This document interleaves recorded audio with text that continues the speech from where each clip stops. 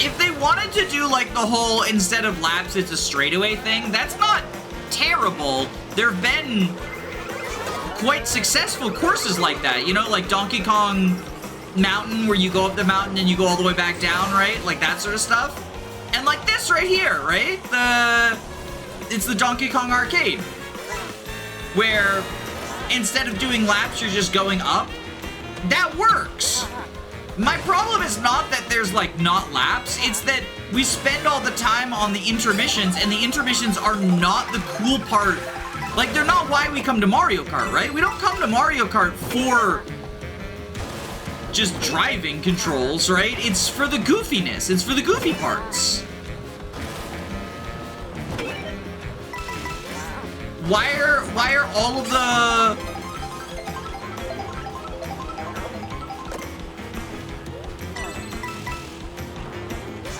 Why are all of the courses now like the boring intermissions? I might not be getting my complaints like fully or best articulated just because I'm focusing on racing, but you know what I mean? Like this right here, this is cool. This is actually a really cool course, right? At least in my opinion, it's pretty cool. I like it as like the retro throwback. I like it. It's got the whimsy. Yeah, exactly. It's got the whimsy. And we're going up to 75 meters. Or it'd be 100 meters, actually. I think that's really awesome. I don't think driving through an empty desert... I mean, like, why did Mario Kart need to be fucking open world anyway? Especially because it's not like you're making the course choices, right? Like, it's open world, by which they mean just there's emptiness in between them. I fucking hate open world as a gimmick. Like, there are open world games that are good. Ghost of Tsushima is one of the greatest games of all time, and it's open world. But, like, so often open world is just thrown in as a gimmick. And then look, like, this could have been just a regular loop course even. The cow is heading back down to where it should have looped. Why the fuck is the Grand Prix so awful? It's a weird decision. I hope they patch it. I mean, if Scarlet and Violet is any indication, Nintendo is averse to patching weird decisions. And also, apparently, Nintendo's always been behind the times. I think they finally hit the era of gaming where everyone was just obsessed with open world and threw open world into everything for no reason. Which means, because they had open world Zelda, they had open world, I mean, Odyssey's open world Mario in a manner of thinking of it. Although, that's a good example of, like, open world actually working. But, like, they're making everything open world for no reason. New character Donkey Kong? Wait, was he not a starting character? So wait, if I want to do the stupid fucking... If I want to do... Does Knockout Tour have intermissions as well?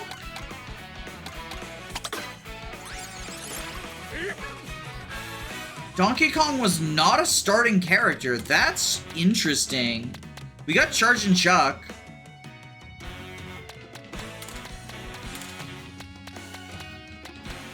To be fair, they improved Scarlet and Violet 3 years after launch. Did they actually? I don't think they did.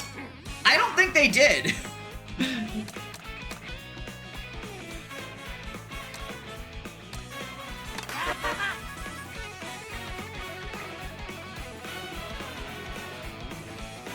Oh, these are all different cups, too. Let's do the Golden Mushroom Rally. I'll still do 50. Like, I'm still doing baby mode.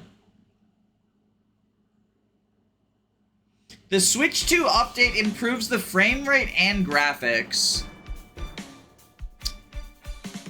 Does it make the graphics good? Does it make the graphics actually good?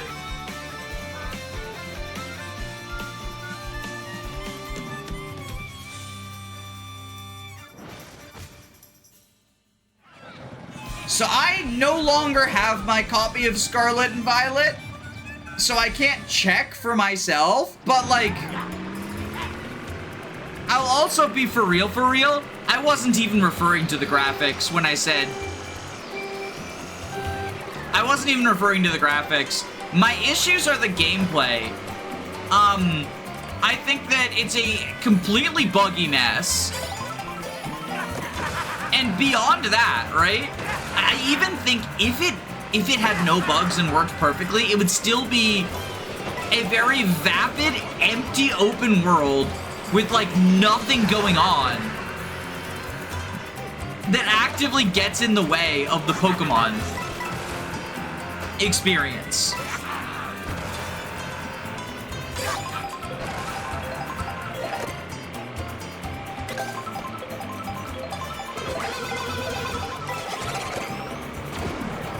Ooh, wait, so there's different drinks. There's different foods, because this one's a drink. But the cow had a hamburger. That means they made the conscious choice to give the cow a hamburger.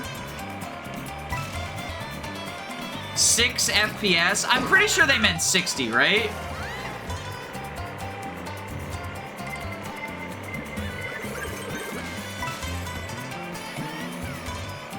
Open worlds aren't for everyone. Well, again, it's not that it's an open world that's bad. It's that it's a vapid, empty, forced open world. Like I said, one of my favorite games ever is Ghost of Tsushima, which is an open world game, but the open world has a ton going on, a ton that you do, and not like busy work Far Cry tasks, like actually enjoyable, fun stuff, right?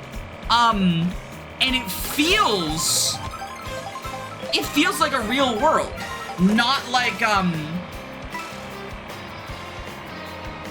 whereas, you know, the Pokemon one is just a bunch of empty fields. There's some NPCs to talk to, although you have to read them because no voice acting, lol. The fucking most profitable multimedia franchise in the world, but okay.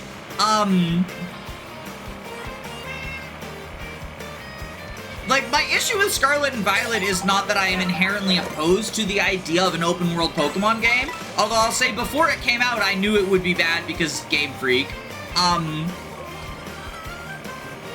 My issue with Scarlet and Violet's open world is that it is a poorly handled open world. Now I am in the minority of thinking that Elden Ring also has a poorly handled open world, which, like, I can understand how, because people point to Elden Ring as, like, this is the good open world. And I disagree. I think it is, a bunch of busy work, a bunch of repeated enemies, and honestly, a bunch of vast emptiness as well. But I think that it is very possible to have well-made and good open worlds. I just don't think Scarlet and Violet is one. And I don't think Mario Kart World is one either. From my early experience with the intermissions that are forced into Grand Prix now, I feel like they make it worse than if we just played the actual tracks. Elden Ring's open world is bad, you are correct. I finally found a like-minded soul! It has been ages. It's been 10,000 years. Someone insert the XY meme. It's been 1,000 years or whatever. And I felt like I was taking crazy pills. Because everyone says, like, you know, Elden Ring shows that the problem isn't open worlds. It's empty open worlds. It's boring open worlds. It's bland open worlds. It's repetitive open worlds. And I'm like, but that's what Elden Ring is. You go to the same dungeon 10,000 times in order to get, you go to the same dungeon 10,000 times in order to get,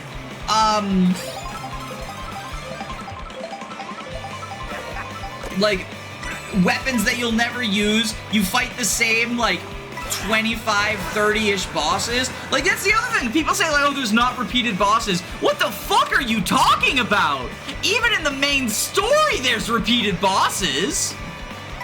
The open world also really takes away from the main story because it means that, like, the level scaling goes wild.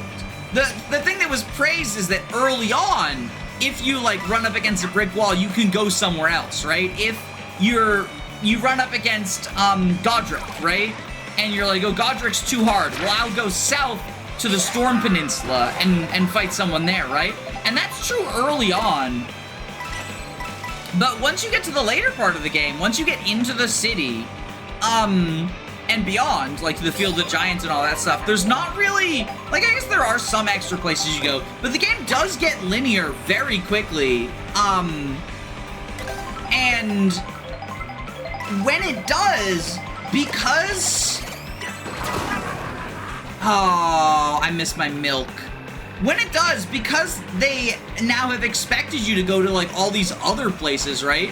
It suddenly just jumps up, and it's like, hey, do you have 60 Vigor? If not, everything's gonna one-shot you. And then in the DLC, it says, have you capped Vigor at 99? Well, you know, stuff's gonna one-shot you anyway. Get fucked. I did not finish the DLC. In fact, I dropped it after... I beat one boss. The, like, dancing dragon guy, right? I beat that one on stream. But then I dropped the DLC, afterwards on... There's, like, this lady with 2 swords that's, like, really fast and dancing around. And here's the thing about the Elden Ring DLC is the hitboxes are shit. So I was running... Hi, it's Momo Meadows. I was running a punching build with the big iron balls, the spiky balls. Shoutouts to spiky balls in the chat. And I would be pressed up against the enemy, as in, like, I'm running into them and I can't go any further, and I would punch, and my fist would go through them and it would not connect because the hitboxes are very fucking bad. Which was not my only problem with the Elden Ring DLC, because I could have switched to a different weapon, right? But I wanted to play the punching weapon. I had done an entire run of Elden Ring base game as a punching character, only ever using punches. I was unarmed until I got my first set of gauntlets, and then I used the various sets of gauntlets, and I did only punching the entire game, right? And so then when I went to the DLC, I was like, you know, I have 2 characters who can access the DLC. One of them was a witch that could use, like, the Marnie spells and stuff. And I was like, that was a fun playthrough. But the punching playthrough was the most fun I've had in Elden Ring. Honestly, the thing that makes me like Souls games more... Oh, I missed the food. Punching games make me like Souls games more. The punching builds, like, I love punching challenge runs. I did Punches Only Dark Souls 1. Punches Only Dark Souls 2 was, like, one of my best Souls experiences ever. Because the way that punching works in Dark Souls 2, there's, like, stagger and stuff. You can, like, stun lock people. So it actually ends up being pretty strong. But also, because your attacks have no reach, it's, like, really challenging, right? Especially against bosses who cannot get staggered, it suddenly just becomes a really big war of attrition and dodging and knowing the right times to go for attacks and stuff, and it was awesome. Look at all this food that is not hamburgers. The cow is... Can we cancel the cow?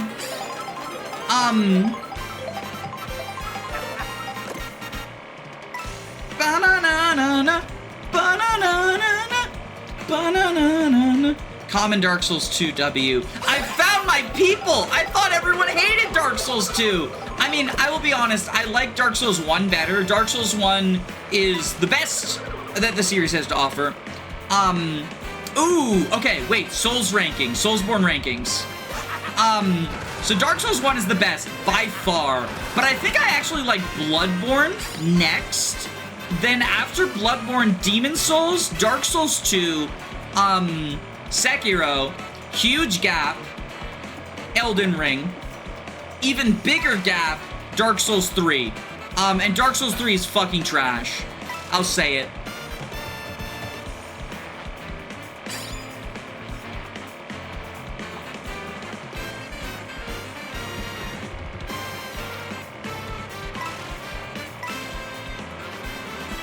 Is this like a Honey I Shrunk the Kids area? I feel like this is like a Oh, is that the new dinosaur park? I do respect that opinion. My biggest issue with Dark Souls 3, and this is an issue that also extends into Elden Ring at times, is... Golden Shell? What the fuck is... Oh... That makes coins. That's pretty baller. This is Honey, I Shrunk the Kids. So my biggest issue with Dark Souls 3 is I feel like this is a criticism of modern Souls games in general. They moved away from, so Dark Souls 1 and Demon Souls and Dark Souls 2, they're like hard games. When you get down to it, like once you master the controls, they're not that hard, right? But because of the whole like prepare to die meme and like marketing and stuff, they attracted a like really hardcore gamer audience. Dark Souls 3, I think, is the most egregious in this regard. Elden Ring really dials it back. But I feel like Dark Souls 3 wants to be a rage game. And just like, to be clear, I don't think there's anything inherently wrong with a rage game. In fact, there are some rage games, well, probably one rage game I like. Super Meat Boy is a rage game, and I quite like Super Meat Boy. I think it's a very good game. But for me, Dark Souls is not about the big dick difficulty moments, right? Dark Souls is not about proving you have the best gamer cock. Dark Souls is like, it's always gonna be challenging, but it's about overcoming the challenge. Whereas like something like, you know, I Want to Be the Guy is about the challenge overcoming you, right? And I feel like Dark Souls 3, you know, it's not on the same level as I Want to Be the Guy, but it's pretty darn close. It feels like a Kaizo at times. Just in terms of, like, dialing the numbers up to absurdity, both in terms of damage and HP, in terms of, like, being really restrictive in terms of what builds are, you know, viable or whatever. You've collected 100 coins and unlocked a new vehicle. Ooh, I got a new sticker? Fireflower Diner. Banana Boy. We got the Banana Boy sticker.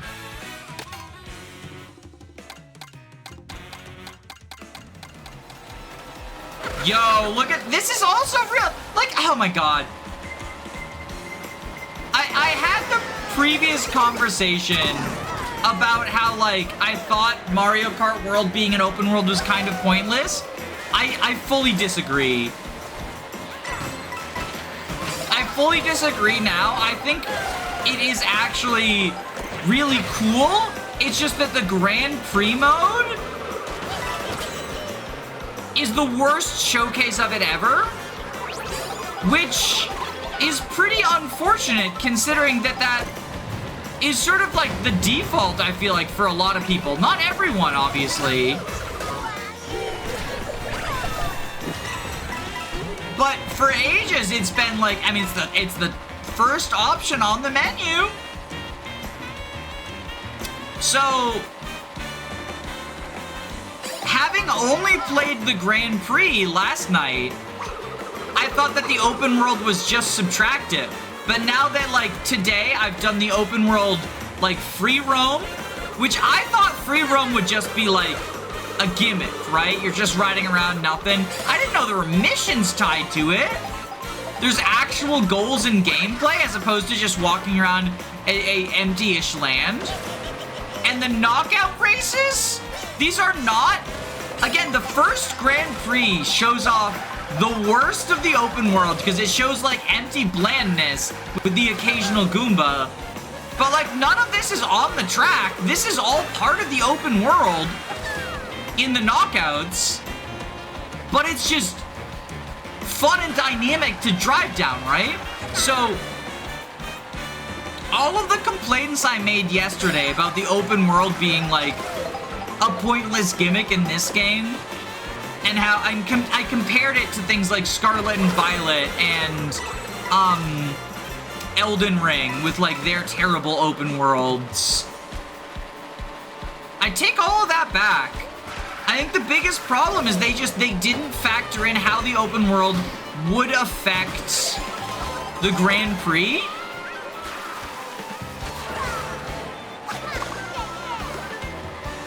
And despite that, still gave the Grand Prix top showing.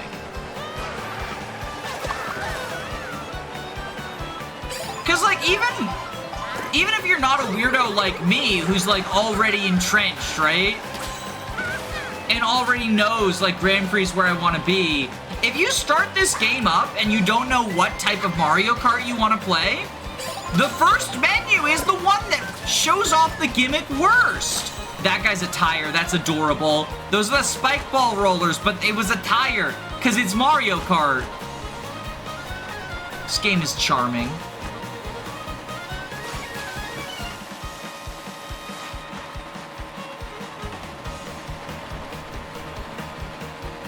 The character arc is complete, though. I've fully undergone the open world propaganda the Nintendo ninjas have gotten to me.